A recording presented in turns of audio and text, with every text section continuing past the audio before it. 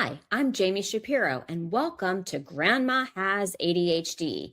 I'm a certified senior move manager and owner of Silver Linings Transitions, where I help people navigate life's big transitions. But here's the thing, I spent years helping families move through change while completely missing the pattern that was running through my own life. I'm the daughter of two ADHD parents, the mother of three ADHD children, and yep, I have ADHD too. For years, I didn't have the language or understanding for what that meant. But becoming an ADHD coach and specialist, that's been absolutely game changing. Not just for how I work with my clients, but for how I relate to my family and honestly, for how I understand myself. I even wrote a book about it called This Explains So Much. This podcast is for all of us who are discovering ADHD later in life.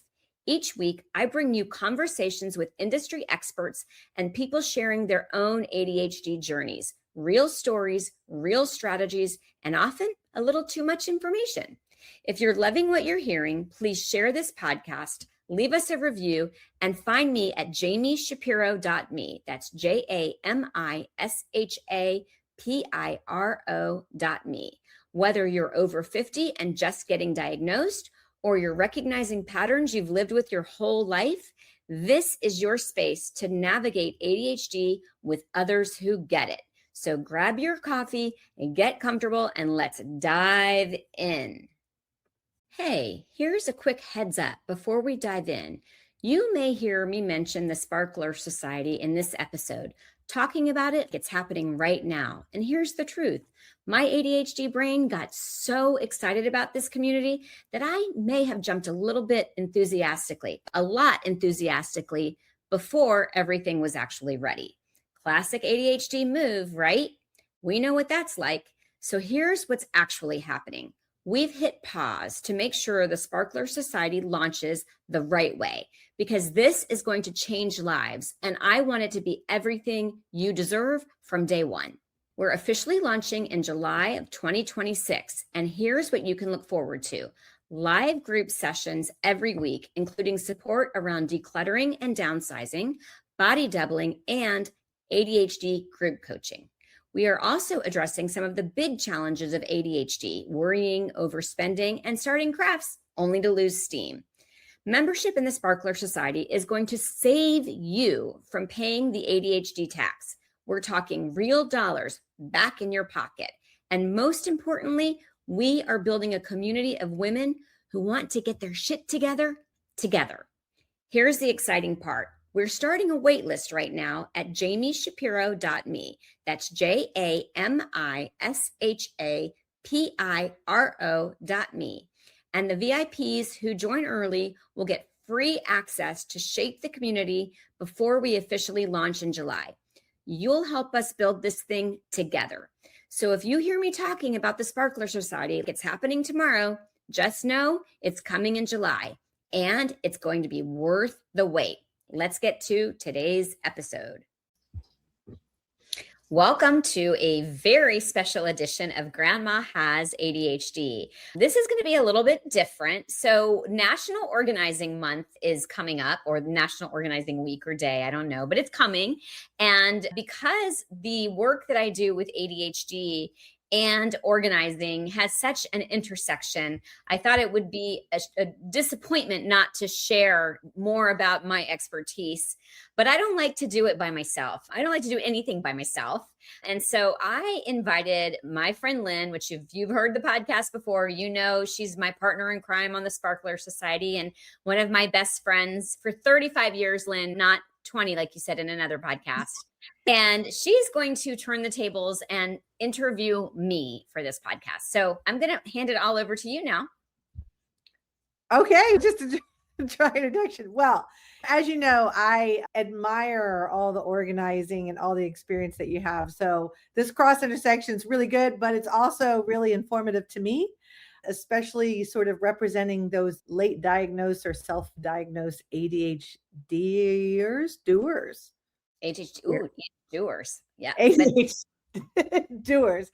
So, okay, let's back up a second here, right? We're talking about going through life with ADHD. And as you kind of looked back on your life now with this new lens, and also looking back on your life with your organization as well, organizational skills before you got all those skills. What are you thinking about for the first time? How are you looking back and putting all your thoughts together on what, now that you can see, you've got the lens on now? I will say that trying to be organized when you have ADHD and you don't have the perfectionist tendency is literally like beating your head against a wall. It is, until you understand why you just can't seem to get it together. You just, so understanding it has been game changing for me. And by the way, that is not to say that I still have it together and my house is completely organized and running efficiently, but it is to say that I know what I need to do to get it there if I choose to do that with my time. But I also have recognized that I need to keep my life as easy as possible. I want to go back to something because you said something and now of course my brain won't let it go. I love ADHD doer, because that is when you have ADHD and you are like Lynn and I are, like you go from thing to thing and project to project. So we are doers and then we are incompleters. But I do, for the sake of the conversation, I think it's really important to define the difference between organizing, decluttering, downsizing, and right sizing. Because a lot of this audience, and what makes my area of interest or specialty different, is that there are a lot of organizers who talk about ADHD. What there aren't is people who are specializing in downsizing and ADHD, because we have whole generations of women who didn't even know they had it, and now they're facing a lifetime of possessions and having to go through the process. So first I'm going to explain what the difference is, but we are going to focus more on organizing in today's conversation. But I at least want to set the language. Downsizing is when you're going into a smaller space and you're eliminating things, and it tends to have a negative connotation. So with the boomers becoming seniors, they don't want to hear downsizing. They don't want to hear aging. And so we're now using the term right sizing, which, to be honest, is it's a better term, because it is reflective of what the process should be. It's like identifying what is our life going to look like, and what are we going to need in that life that we're looking. So I never liked cooking. It's never been something that I enjoyed. So if I am going to go through the process of right sizing, do I want to bring all of the cooking stuff I know I'm not going to need, right? So, and it's also, for people with ADHD, it's easier to decide what you want than to go down the rabbit hole of what you're going to do with everything that you don't want. So that is downsizing and right sizing. And then decluttering. So I am going to hold that you cannot get organized until you've decluttered. And how you declutter is gather like items together. You figure out, how many spatulas do you need? How many of these things do you really need? I like to use the example of coffee cup when I do a presentation on downsizing or right sizing. It's the 80-20 rule. And I usually will ask the audience, how many of you drink coffee or tea every morning? And most people's hands will go up. And then I'll say, how many of you have a favorite mug? And you'll see most people's hands go up. And then I'll say, how many of you will wash that mug out to use it again? And you'll see hands go up. So we really don't use about 80% of what we have. And when you have ADHD, you don't even remember that you have it. You have it.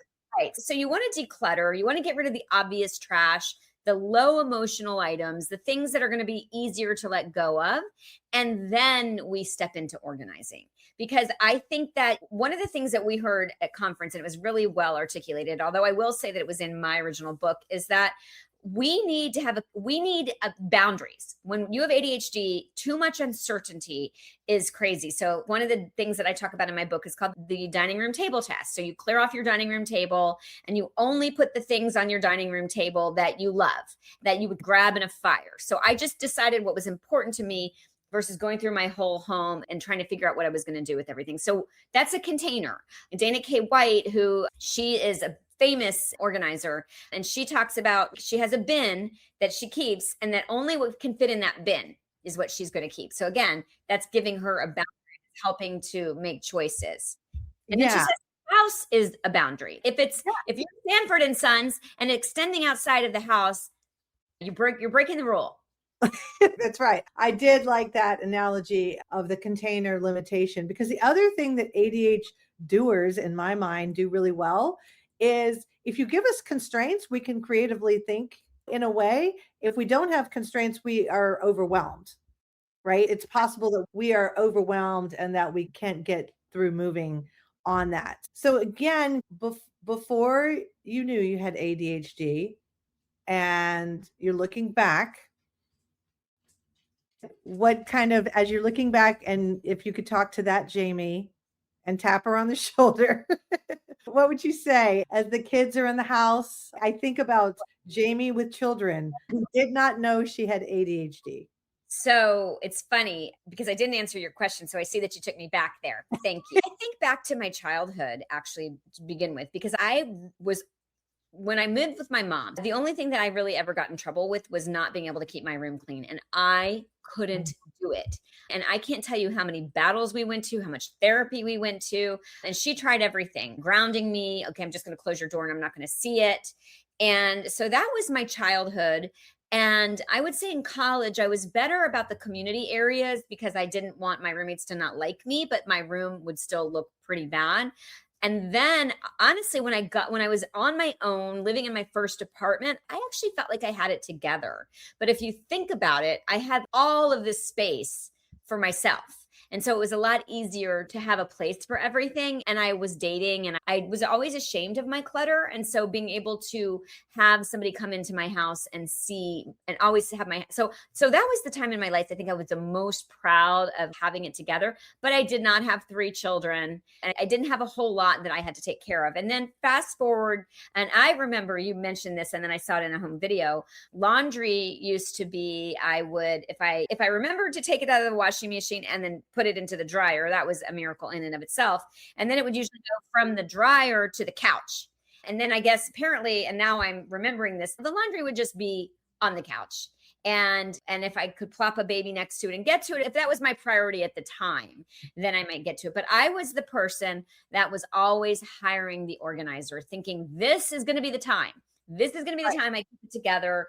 It's going to be a blank canvas. And here's the reality, Lynn. If you have a good organizer, and this does make a difference, somebody that understands ADHD, they're going to give you systems. So they're going to say, this is the bin that you put your whatever in, the batteries. This is where your keys go when you come home. And so they're going to give you the framework. But here's where it matters. Are you going to actually follow through? Are you going to fly through the house because you got something else on your mind? And then all of a sudden later becomes just another problem. And that's where you have to know yourself. And as an ADHD person, you have to use your power. I call it our power skills. I guess that is one of the ones that I think you've talked about quite a lot is habit stacking. And as we're talking about organizing, it's also like that organizing needs to be able to flow with kind of your normal habits. Like creating a new habit is extremely hard. You talked about sticking to a new habit. So if I have an organizer come in and they create these bins for batteries, but it's not in my habit that when I come across a battery, I go instead. I've actually found, it's funny you mentioned batteries because I've actually found, have you ever found batteries in one of your coat jackets? Like, how do I get batteries in my coat jackets? And I'll tell you how. It's because I'm using a flashlight and it doesn't work. And I dump the batteries out and I put them in my coat jacket. And I either think I'm going to go to the store to get the replacements so that I have the right sizes. And then I might go to the store, get the replacements. And I never took them back out of my jacket. So the next time I go into my jacket, boom, batteries found in my pocket. But sometimes I find batteries just everywhere. I have another theory for you because you probably have such a strong sense of social justice like I do. You probably don't want to just throw the battery away. You want to make sure that it's disposed of properly. And so that means then you can't just throw it in the garbage. You have to carry it around until you find. I actually do have a place in my house with a bag that says bad for batteries. Just saying. All right. Well, you do it. And that reminds me, actually, when I create a label for something, when I take the time to create the label, I am more likely to remember that it exists because one of the biggest challenges that we have is out of sight, out of mind. And so if I had to stop what I was doing and slow down and take the time to, so I love my label maker. In fact, my pantry right now, so we don't really have a pantry. We have a very small kitchen and we have 4 people living in the house, and nothing was ever put back properly, which meant that all the food was going bad because we didn't know we had it. And so I actually took the time to empty the pantry, and then I put labels, and all of a sudden everybody knows where everything goes. And I remember, oh, I made that label. So there you go. Oh, okay. So there's a takeaway. Now, with organizational organizers, I take it they come in with the labels. They help with the labels. Some do, some do. Yeah. And I Okay. want to clarify this. So there is professional help out there for people who want to get organized. I'm biased because I'm part of 2 associations. One is NASM, which is the National Association of Senior and Specialty Move Managers. And that is an organization where our main thing that we do is move management, helping people with all of the logistics, everything that goes into a move. But a lot of what we do is organizing before the move and then organizing to put everything away. So many of us in my company in San Diego and Coachella Valley, we do organizing. So that's one industry. So if you're not in San Diego, but you want help, you can go to nasmm.org. But if you're in San Diego, my Silver Linings Transitions team is trained to work with ADHD. But the other one is called the Institute for Challenging Disorganization. And that's how the whole ADHD thing came about for me. When I was training, I knew that I had ADHD, but I'd done nothing with it. And when they had an ADHD specialty, I'm like, I'll study this. Like, that was really, I was not planning to go down this path. And then when I was listening to a podcast and I heard them talk about fibromyalgia and migraine headaches being common with people with ADHD, I called my mom and I said, hey, Mom, you know that clutter that I've been calling hoarding? I think you've got ADHD. And she did. And here we are. That kind of brings up the other thing too, right? It's interesting that some people will sometimes put a label on themselves in a joking but serious kind of way. Is they'll say, oh gosh, don't come into my house because I'm kind of a hoarder. Thank you for saying Explain that. to me, these, you're so good with the terminology. So explain to me sort of the difference between disorganization and hoarding and all the caveats in between that, because there is sort of this sliding scale. And although people think they're being funny, right, they're like giving you like a little bit of a little disclaimer. There is differences and there's different ways to manage that. Yeah. So first of all, I'm going to correct you. I used to also use the term hoarder, and now we use the term hoarding disorder, and it has its own classification in the DSM. And not everybody who has a lot of piles, like my mom, and I'm going to use her as an example, has hoarding disorder. So what I used to believe, and I used to tell people, that if you saw piles on furniture and the furniture or the rooms could not be used for their intended purpose, that person had hoarding disorder. And if you looked at the piles, there was some similarity. And by the way, it also exists on a spectrum, just like ADHD exists on a spectrum. So there are people who are more impacted by clutter. And by the way, they're more impacted by clutter at different times in their lives. Like, for instance, when you lose a family member and you're grieving them and they have all of their stuff, you're more likely to bring their stuff into your home, which is another thing that happened with my mom, because you're not prepared to go through it. You don't want to lose that loved one. And so there's a term, I don't know if it's official, but it's called grief hoarding. So you're bringing in all of that. Or maybe you've just had a baby and you don't have time to take care of it, and then the piles come up. So the difference between the piles is how someone feels about those piles. So when you have ADHD, like we do, you might take on a craft project and you go out and you buy all of the crafts and you do it for 5 minutes, and then you lose interest and you move on to the next thing and you've left that behind. Or because we tend to be out of sight, out of mind, we will leave things out as a visual reminder that we have it. Or later is a big one. For instance, if I'm hyper focused on something and it's something that I really want to get done, if my body even tells me that I'm hungry, because everything else goes away when we're in our hyper focus mode, right? But if I remember that I need to eat, then the last thing I'm going to want to do is rinse the dish and put it in the dishwasher. I'm just going to stack it in the sink. And so later becomes a deferred pile. And then my other favorite one is 2. One is the doom, which is didn't organize, only moved. And I will, true confession, my desk not my pride and joy. I like to sit and work at my dining room table because it's just a prettier room and blah, blah, blah, but also the doom pile. So basically, you stack everything up and move it so that you don't have to deal with it because you don't want to make decisions. Or my personal favorite is I'm about to have company come over and they need to think I've got my shit together. And so then I shove everything into closets and drawers, and there you are. So that's ADHD. Hoarding is I have an unusual attachment to an item, and I am going to have a visceral reaction to you coming in and touching my stuff. So when I went to my mom and was visiting her, and we were joking about all of this stuff. And by the way, I just wrote an article. I'm super excited about it. It came out in Attention magazine. And one of the things that I say towards the end of the article is that one of the reasons that it is fun to go back to my house is that my mom's house is I find all of these memories that I don't even remember, like because she's held on to everything. I did this like 30 years ago, mom, but she still got the card. So that is kind of fun. And, she still hasn't gotten to the, I'm still going to use it one day. But if I go to my mom and I say, hey, mom, I'm going to come over and we're going to organize and start going through your things. How do you feel about that? And my mom actually did a video about it. You can find it on YouTube. And I'll see if we can get the link into this.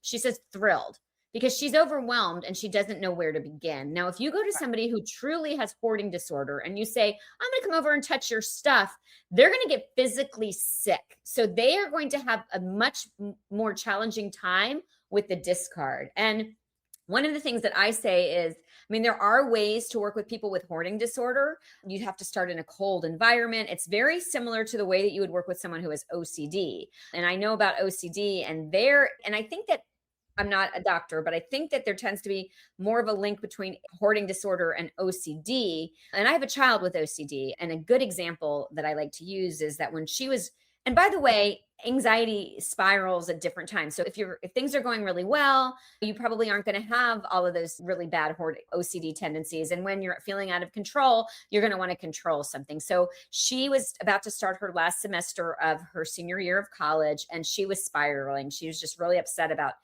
what that meant. And so I actually had to fly to her college to sort of like I call it momming her up. And we went to do her laundry because she hadn't gotten her laundry done.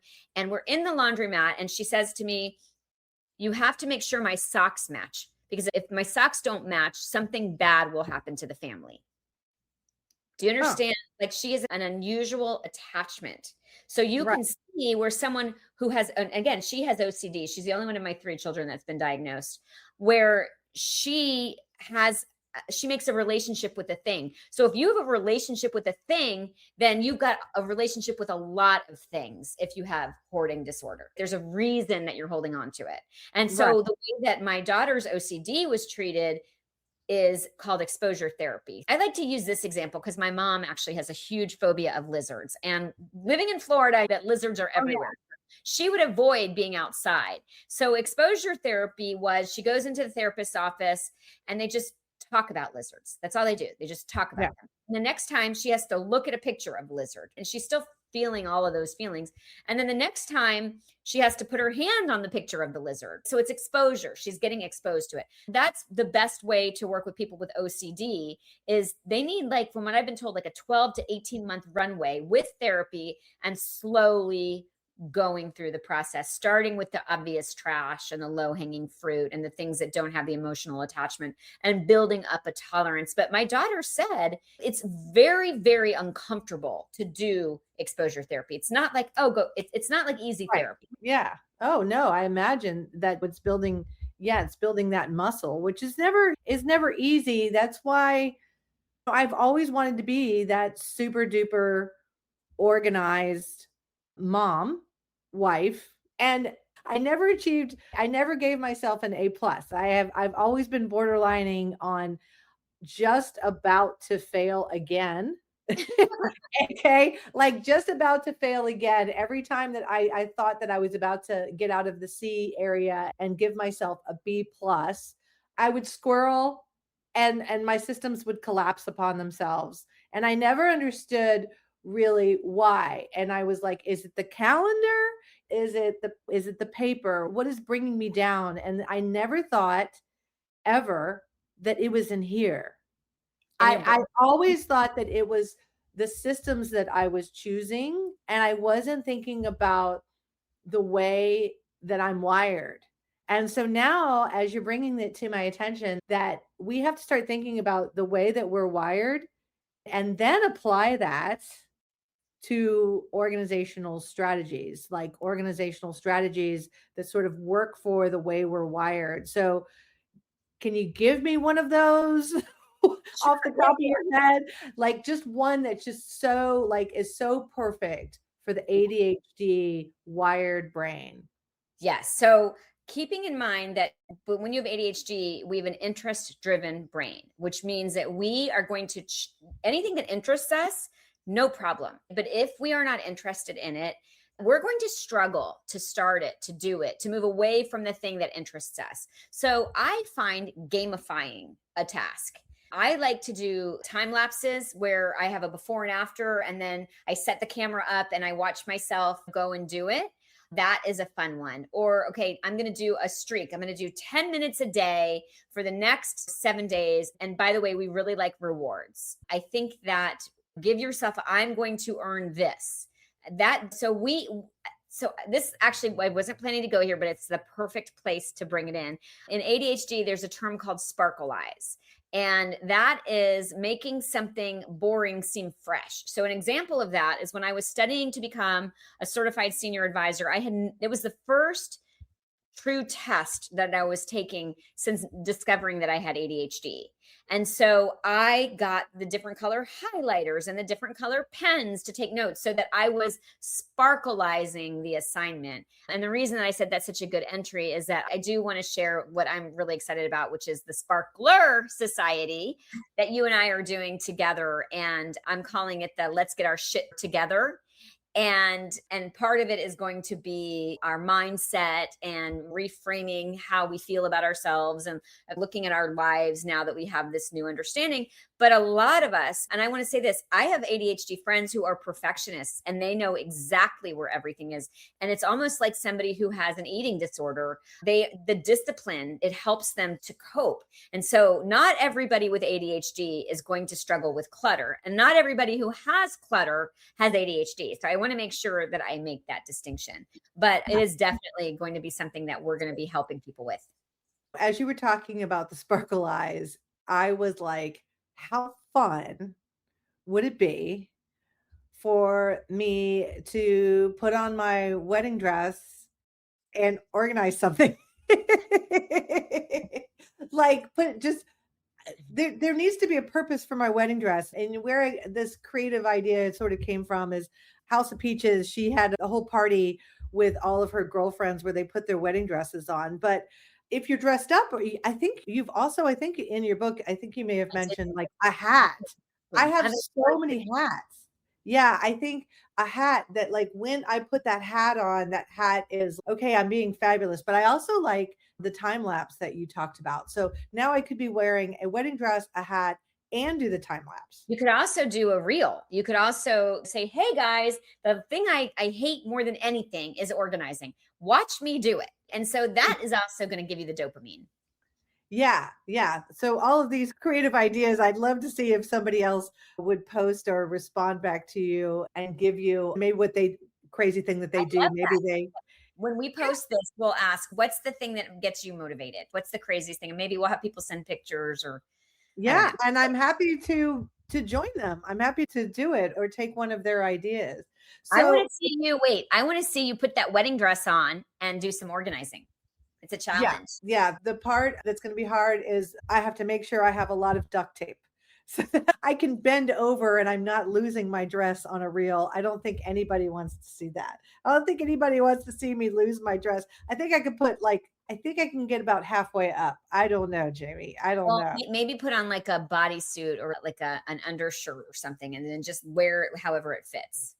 Oh, yeah, that's a good idea. See, working together helps the idea sort of flush itself out. Okay, so we're talking about doing, I'm going to go back to the 10-minute one, which I like. It's time boxed, it's quick, your dopamine's coming quickly, you can see the results. If someone is saying to you, I don't have the time, Or more importantly, if someone comes to you and says, my parent has ADHD, how do I work with them to do right sizing and organizing? Okay, I can speak to this one. Yes, you can. I know you can because you have Lynn those families. Lynn has seen my mom's house, so she knows that I am not exaggerating. And I used to avoid my mom's house because it caused me so much like anxiety to be in that confined space. Because, by the way, I want to say that clutter can be visual pollution. It can overwhelm people. And they've done a lot of studies on that clutter raises cortisol levels, and that's the stress hormone. And so it's a thing. I'm not making it up. But we also, people have different clutter tolerance levels. And some people, it just doesn't bother them the same way. And I will also say that I lost my train of thought, and we're going to have to budget until, okay, let's pause. Because what happens with ADHD, I'm going to just say this to everybody. You have it, it goes away. You know it's going to come back. You just don't know when it's going to come back. Okay. So this is actually a perfect time to pause, because I always like to insert, as I share, this is a labor of love, this podcast. It's for me to have the opportunity to share what I'm learning to make your life better. But I have bills to pay.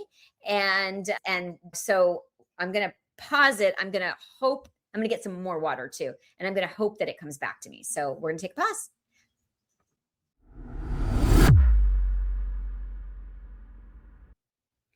I used to dread visiting my mother. Because of the clutter, the piles, the chaos, we all experience clutter differently. For me, it was a source of anxiety and stress. I'd try to help and she'd get defensive. We were both frustrated, and it was destroying our relationship. Then we discovered something that changed everything. My mother had ADHD, and she'd been living with it undiagnosed for over 76 years. Suddenly, it all made sense. The clutter wasn't laziness. The disorganization wasn't a choice.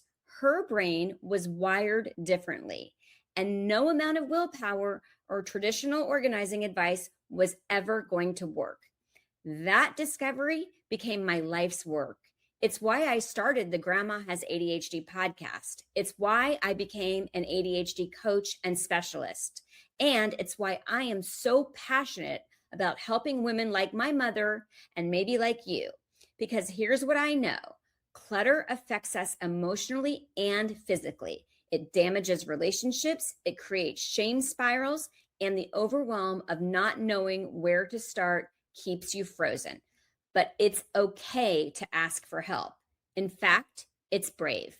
If you're in the San Diego or Coachella Valley area, my team at Silver Linings Transitions can come to your home. We'll help you tackle the clutter with compassion, not judgment. I also work with women virtually through one-on-one ADHD coaching. And if you are overwhelmed with clutter, I can connect you with trusted resources in your area. Visit jamishapiro.me to get started, or grab my book, This Explains So Much, on Amazon. My mother and I got our relationship back. You can get your peace back too. That's JAMISHAPIRO.me.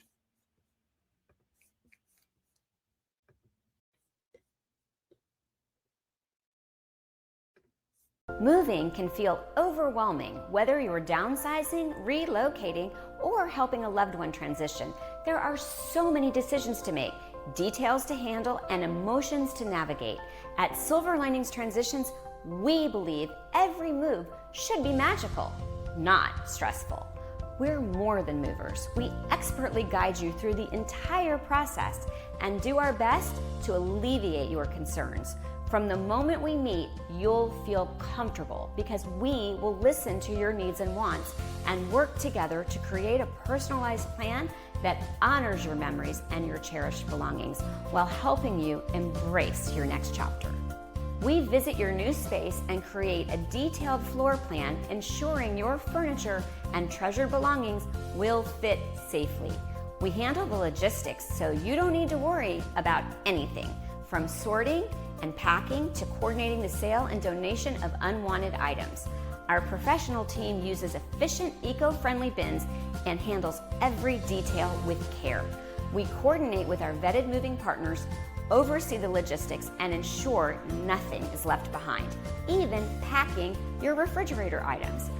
Here's where the magic happens. We don't just unpack.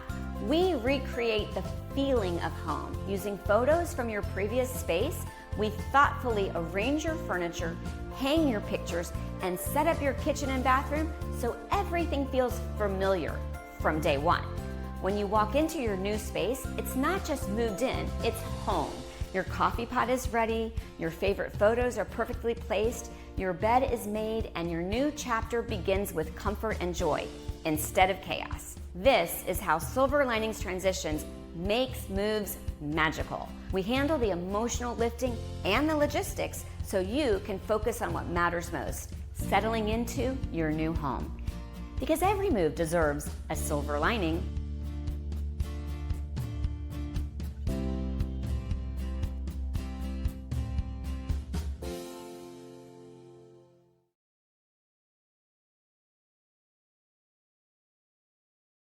Hi, I'm Jami Shapiro. I am an ADHD coach and the founder of Silver Linings Transitions, where we do home organizing and move management.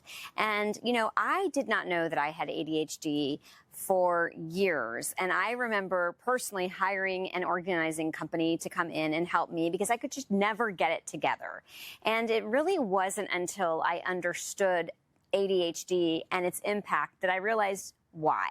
And so I wrote a book, This Explains So Much, Understanding Undiagnosed ADHD, because I just feel like there's so many answers that people don't even know that they're looking for, especially generations of women who grew up thinking that ADHD was just for the hyperactive little boy. It turns out it's not only a body that can be hyperactive, but it can be a mind that's hyperactive. So you can have a wonderful day and you can have something wonderful happen, and then that one negative thing that happens is going to be the thing that takes you into that spiral, and it's going to be keeping you up at night, and you're going to be ruminating on it. And I think that, you know, we as women carry so much shame and so much how it's supposed to be. I'm supposed to have it together. And I remember that was the case for me. I remember, how is it that all of these women have so much consistency and their kids get the sticker charts and everything seems to run well, and I'm the one that's missing parent-teacher conferences and my house, you know, is always in chaos. And then again, that negative self-talk. So my mission is really to educate people who have no idea that ADHD has the impact that it does. And it's to connect you to other people who get it and who will make you feel that you aren't alone, you're not crazy, you're not lazy, you're not stupid, you're not too much. You just have a brain that was wired differently. And I can't wait for you to join me in the community that I'm building, the workshops that I'm creating, the book club that I'm hosting, because I know that I am going to make a profound difference in your life. And I am back. And of course, as soon as I hit the pause button, I'm like, oh, I remember what I was going to say. And that is that, have you ever gone into someone's home that has a pet and it reeks like the moment you get there, you can just smell the pet? I'm hoping it's not my house. It's not. Okay. You know what I'm saying? Yeah. Oh no, absolutely. Absolutely. I The think same you could. thing is true with clutter. And so people start to live with it. They don't see it anymore. Back to the original question. My mom's clutter drives me insane. And I avoided being in my mom's home for years. And when I discovered that my mom had ADHD, and knowing that I have ADHD and that it presents very differently, I now give my mom the same grace I am giving to myself. And now we just laugh about it. It certainly helps that I've written a book and I have a podcast, but it's also really, I've just twisted the narrative about it. It's not that my mom is lazy. It's finally, oh, her brain works the same way that mine does.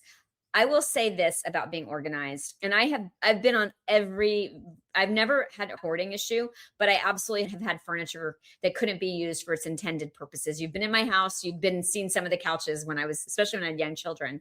And that is that when you are organized and what you have and where you can go to find it, there's this like inner, you're so proud, which is so sad, by the way, that we have to associate how we feel about ourselves with that. But not having to go looking for things is also just, it's more peaceful. I could tell you two times where it becomes really interesting. At parties, as guests arrive with usually a dish, most of my friends will arrive with a dish to a party. And the first thing they ask you when they go into the kitchen is, where is like a pie cutter, or where is this? And what's always interesting to me is it's not until what I did last week, which was the first time I had actually organized my kitchen, that I found all my pie cutters. But I will tell you that when they would ask me in that moment, with people coming in the house, and it just my kitchen not being organized and being able to know that was the place where I stored my pie cutters, I would be like, first drawer, second drawer, third drawer, or the fifth drawer, one of those drawers. And of course people would open up my disorganized drawers and they wouldn't find it. And then 3 days later, after the party, I would not find just one, I would find all my 5 pie cutters, but the party was over. It's just like the last time I had people over was when I did that crucial. You remember I told you I built up my deadlines like so much. You and I came back from the conference. I went to Disney World, and we had some bugs, so I had to take everything out of my kitchen cabinets. Boom, boom. And then I had a party 2 days later. But I will say, at that party, they walked in and I was ready. I was like, ask me where a knife is. Ask me, ask me where the cute little spoons. I found all the cute little spoons you kind of put like in the sauces. So Let these me are ask things you a that I've question. purchased for years and never used. Yep. And that's an ADHD tax. How do you think it would have been for you if you had, or do still do it, go back and make labels for all of the, even if they have to be on the outside of the drawer for, so that you know where it is? Do you think that would help you? I do, but I will say that for some reason, making labels is feels like a monotonous task for me. I don't know how I would make making labels be fun, although I do think that they've come out with some really great ones lately. Oh, But I I love. remember, I think I associate making labels with like back in the day when you had to like keep files at your work, and and making all those labels for the file cabinets. And I'm like, but I know, is there something out there? Maybe there is a product out there that you think makes sparkleizes the label making process. Well, I have a label maker, but I am sure that there are even more fun label makers. So that might be one of the things that when we get to that, we find some really cool, like sparkly tape or whatever. But no, but the next time I visit you, Lynn, I'm coming with my label maker because I love to make labels. But you like technology and I can't stand it. So there just goes to show you meet one ADHD or doer, Do one ADHD doer. ADHD. I love that, by the way. I think we just coined something. Yeah, ADH doer. So okay. So now, okay, we have to talk about seniors and safety with clutter and ADHD. So because your experience with seniors, and now we are heading there. We are we're the young seniors. And as you say, We're I'm not very 56. I'm 56, not 50. And you remind me of that. But I'm like, mentally, I'm still 25. young. But You are. whatever. Yeah. Whatever. But no, I'm glad you brought up safety because here is the thing, and it's the reality. Like when we age, it's going to be harder to recover from a fall. And the older we are, the more difficult. And clutter can be an impediment to your walking safely in your home, right? So that's one reason not to have clutter. But they say that people who have hoarded homes are more likely to die in a fire than so. And I'm not saying that's how they're most likely to die, but I know that they're not going to be saved and I have heard news stories of it here in San Diego where the fire department can't get into the home Mhm. because they can't make safe passage. And so that, and then not to mention the rodents and the impact on your physical health with allergies and dust. And then again, Clutter is a lot of decisions that your brain has to make. And I will say that when I'm in an environment that doesn't have a lot of stuff, I feel calmer. And of course, the other thing too is hopefully when we get our grandchildren, which I'm hoping for, I don't want to be the grandma that's worried that the grandkids are going to topple over a whole pile of things and that I'm going to spend a majority of my time picking up the things when I'd rather spend my time with the people and the loved ones in my house. And you kind of mentioned earlier you didn't want to go over to your mom's house because the environment felt stressful. And it's like, if you want to pay attention and get the most out of your experiences with your kids when they visit, because now they come for shorter visits. You don't want to spend your time being the person that's just cleaning the whole time or moving things the whole time so that you guys can have a game night. Hold on, let me clear out my dining room table. You knew we had a pool table growing up, right? Did you know I had so we had a pool table growing up. And when I was younger, my mom would use it to stack all of her catalogs for her interior design. So she would use the pool table as her office. And Okay. so when we had friends come over that wanted to actually play pool, they were like, wow, you have a pool table in your house? That's amazing, right? They'd get the pool sticks, but then there was this whole process where we had to, we got to move all the catalogs. We got to find the balls in the pockets. We got to take the pen and all of that, which also we would stack the catalogs, which people would step on. and clutter continues and continued. And we found a lot of those catalogs when my mom passed away. The catalogs and the clutter is something that I'm aware of that I don't want to leave to my children. I have a feeling that my children are not going to be interested in some of my catalogs or some of the things that I have held on to. And so I'm trying to start to make those kind of decisions now. So That's talk good. about a legacy. Let's talk Yeah. about a legacy. I know we're on a dark subject, but I do think that this next generation where they're nomads in a way, they want to live in a lot of different places. I think that they're not quite as sentimental maybe as our generation is. And As I think that's something that us with our special brains need to think about. Yes, that's true. But that's also true for neurotypicals. Our children are living in vans. They're realizing that stuff like and my kids don't want a lot of stuff. They don't want to buy fast fashion, so they're thrifting their clothing. They also don't want our used furniture. Our children did not grow up the way that we did. So we don't live near our grandparents the way that we used to. We're not having the big Sunday night dinners. So the china and the crystal doesn't mean what it used to mean. When I went through my divorce, I gave my china away. None of my kids wanted it, and I didn't sell it because it's also hard to sell because so many people are downsizing, right sizing, and our generations are so different. But I'm glad you brought up the legacy. So a legacy isn't always stuff. It can be a funny video that you made with your grandparent or your grandchild. It can be a show and tell. I did a show and tell with my kids. I've actually had the privilege of right sizing several times. I moved from Florida to California, which involved a right size. And I had to go to like half the space and I couldn't bring everything. And then I got a divorce and I had to right size again. So I was able to go through my things. And at that point, I was about to be, the first child was going to be leaving the nest. And so I did a show and tell with a lot of the things that I had brought with me from Florida. They didn't want my old Girl Scout sash and my prom corsage or my old retainer. So I was able to photograph that and let it go. Keep in mind that when I've noticed 3 reactions happen when there's a death with a family member. One is the family gets the U-Haul and they just say, take it. I don't know what it is and take it because I don't want to deal with it.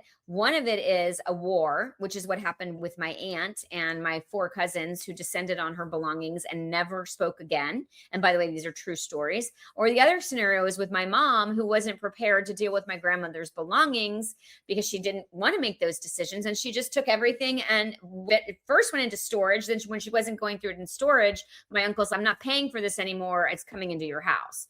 Going through your own belongings is a gift that you can give to your loved ones. And have those really honest conversations with yourself. Like, do I really need to keep this? Could I photograph it and keep it? Could I give it to a needy family? So that is another thing. And I also want to say, speaking of peace in the family and leaving a legacy, there are going to be things that everybody wants. And nobody should be surprised by what's in your will. And so have those conversations now. And if you find out that maybe there's a ring that all of your children want, then maybe it doesn't go to the oldest. Maybe it gets shared and every year they pass it back on your birthday. We've got these creative brains. Let's come up with creative solutions to keep peace in our families. Yeah. Oh, absolutely. The other thing too is I don't want my kids. I think what I'm thinking about is my kids sitting around without me able to explain myself and being like, why in the world does she have this? Oh, I've got one for you. You're going to I have this. So I was doing a presentation. I do a presentation called Do You Own Your Stuff or Does Your Stuff Own You? And typically it's a mixed crowd, men and women, but this time it was very small. There were only 2 women. So, and then I said, and we talked about, do you want this found? Maybe you need to think of letting it go. And one of the women says, what if you don't want it found because you're still using it, but you don't want to let it go? So you read between the lines, Lynn. You tell me what you think she was holding on to. I think you know exactly what it was. And so I, on the spot, invented the tequila box. So the tequila box is a box that you put that says, do not open. And then, Lynn, do you think your sons would open a box that said, do not open when you die? Yes, absolutely. They would. So then you wrote a bottle of tequila in that box. And it said, I did ask you not to open this box, but since you did, I hope you'll have some laughs. I like it. I like it. I know that I've got to start on that as well because there's going to be several things. That's going to be a sparkler task because it's daunting. And I think we're going to have, what was the funniest thing you found this week? So we're going to make it fun. We need to wrap this up, Lynn, because I'm always worried that people are going to get bored and they're going to tune us out. And we want them, it's like a party. You want to keep it short enough that they leave wanting more. Okay. I've got the closer. Okay, drum roll. All right.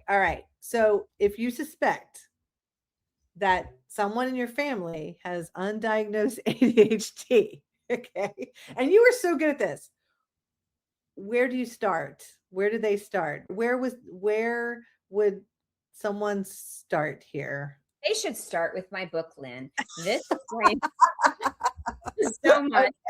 And then once you've read the book and you find that and then here's the trick. You've got to find a healthcare provider who understands ADHD in older adults. And even sometimes in women, they just were not trained on ADHD. And I'm actually going to be joining a task force to help educate physicians on what they need to know about ADHD. But the reality is they're not where we need them to be. You need to go finding a healthcare provider. If you can't, then I would recommend finding an ADHD coach in your area or an occupational therapist. And an occupational therapist can help, and they actually take insurance.